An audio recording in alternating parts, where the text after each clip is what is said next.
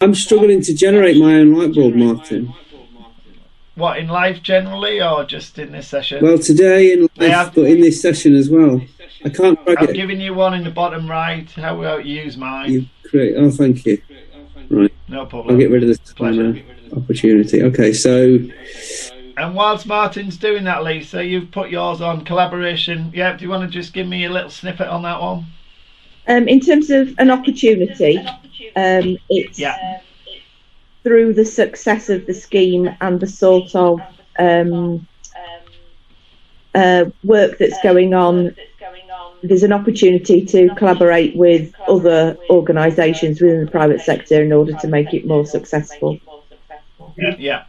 And all I would observe on that one is you've put it in management and administration. Could it be something in the top in the relationships area with partners and suppliers? Yeah. And if so, just drag it up to the top.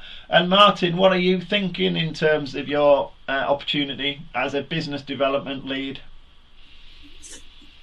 Well, I'm looking at this from a construction. I'm in my hospital trust mindset, and I'm thinking the government's political driver to construct 40 new hospitals is a major opportunity for a construction firm.